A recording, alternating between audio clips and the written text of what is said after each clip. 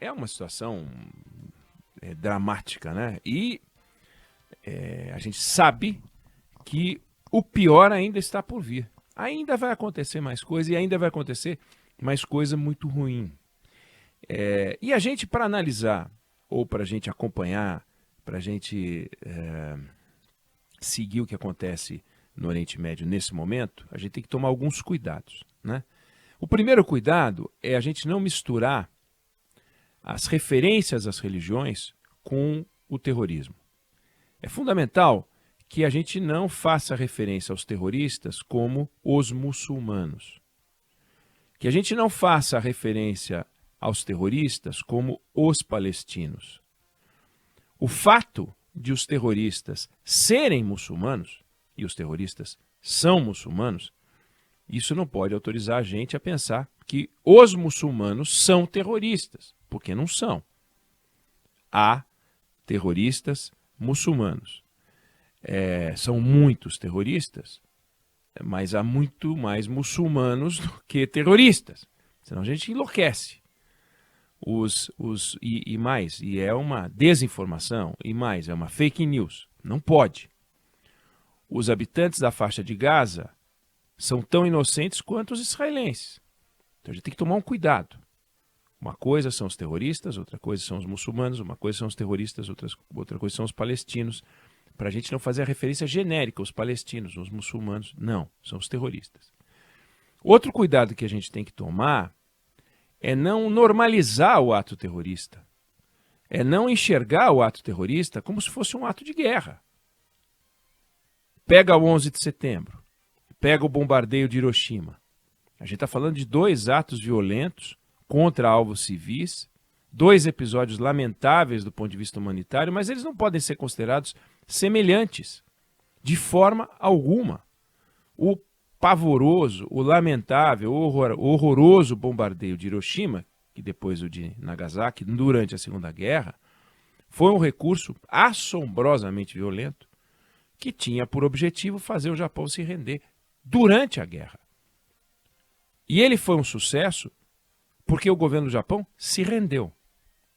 O 11 de setembro não tinha guerra, não tinha nenhum objetivo prático a não ser espalhar o terror. São coisas diferentes que precisam ser entendidas de forma diferentes. E é nessa categoria de ato terrorista que aconteceu o ataque do Hamas no final de semana. Objetivo, espalhar o terror. Objetivo, atingir as vítimas civis para apavorar. O ato terrorista ele não é uma declaração de guerra. A declaração de guerra como consequência da política, como parte da nossa história. Quando você tem a guerra, você tem legislação, você tem acordos internacionais, você tem Convenção de Genebra, você tem uma série de coisas. Numa guerra você tem regras, você tem combinados internacionais, você tem o cuidado com o prisioneiro de guerra. Acabamos de falar dos reféns, 150, 130, os números vão mudando. Mas não são prisioneiros de guerra. Infelizmente, os prisioneiros de guerra têm que ser respeitados, tem lei para isso, tem acordo, tem tratado. Eles têm o direito de se comunicar com os parentes, eles precisam ser acomodados de forma digna, eles têm que ser agrupados por nacionalidade, eles não podem ser alvo de experimento científico, não podem ter a imagem exposta, não podem ser mutilados, não podem ser alvo de experimento, não podem ser interrogados de forma coercitiva. O prisioneiro de guerra é uma consequência natural da guerra. Os reféns que foram levados pelos terroristas do Hamas, eles não estão, infelizmente, sob a guarda da Convenção de Genebra, imagina. Até porque não tem um exército regular comandando essa operação. Você tem um grupo terrorista que não enxerga no outro um ser humano, mas enxerga no outro alguém que tem que ser exterminado, alguém que tem, em que eles têm um único objetivo, um único interesse, que é produzir na sociedade inimiga um efeito psicológico de impotência. Na guerra, a destruição tem o objetivo de enfraquecer militarmente o outro lado. E a certa altura acontece a vitória, seja pela eliminação da força militar inimiga, seja pela rendição. No terrorismo, é só o medo. É só isso que interessa. Então, como eu disse, infelizmente, os 150, 130 reféns, eles não estão numa situação favorável. Não são 150 soldados levados para um campo de prisioneiros. Eles não estão sob a guarda de soldados comandados por generais que seguem a Convenção de Genebra. São civis inocentes levados por terroristas que ameaçam matar 10, todos, se houver bombardeio, se houver guerra. Agora, já tem bombardeio e vai ter guerra. Por enquanto foram os bombardeios, mas vai ter guerra, vai ter invasão. E a gente sabe que essa guerra vai ser uma loucura, o pior está por vir. Por enquanto, a gente está vendo cenas distantes, mas vai começar uma coisa muito complicada. E o governo de Israel não vai deixar de fazer nada por causa dos reféns. Uma coisa é quando a libertação dos reféns é um objetivo em si. Por exemplo, nos anos 70, 1976, teve um avião da Air France, fazia um voo Tel Aviv-Paris, foi sequestrado, tinha 258 pessoas a bordo. Sequestradores eram 2 palestinos, eram 2 alemães. E o avião foi desviado para a Líbia, depois foi desviado para a Uganda. Aí a libertação dos reféns passou a ser um objetivo. E os sequestradores, eles ameaçavam matar os reféns se não fossem libertados, 50 terroristas que estavam presos num monte de país.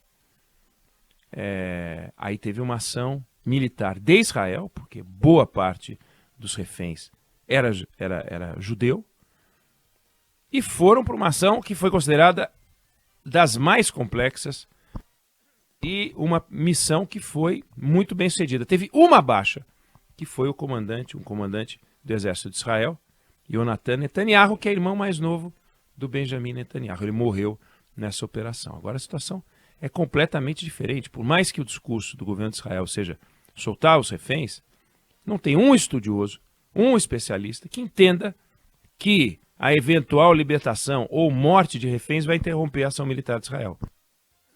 O que torna a vida dessas pessoas um risco lamentável, mas a gente está diante de terrorista. E nessa hora, vale lembrar uma frase do Voltaire. É uma frase que vale muito sempre que você tem a loucura campeando. Que são aqueles capazes de convencê-lo de absurdos, são capazes de fazê-lo cometer atrocidades. Aqueles capazes de convencê-lo de absurdos são capazes de fazê-lo cometer atrocidades. É exatamente o que a gente está vendo acontecer depois dessa ação, aliás, nessa ação ensandecida dos terroristas do Hamas.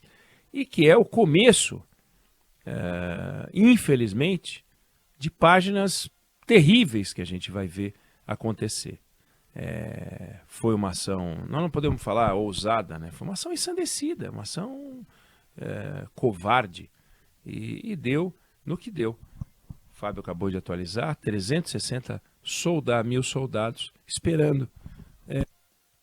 Pessoas jovens que agora vão entrar num combate. Do outro lado, na faixa de Gaza, 2,5 milhões de pessoas num lugar pobre e ali abrigando no meio um monte de terroristas. Vai ser realmente o que a gente vai acompanhar vai ser inédito, e lamentável e imprevisível. Eu não sei se você concorda ou discorda, mas é a minha opinião sobre o assunto.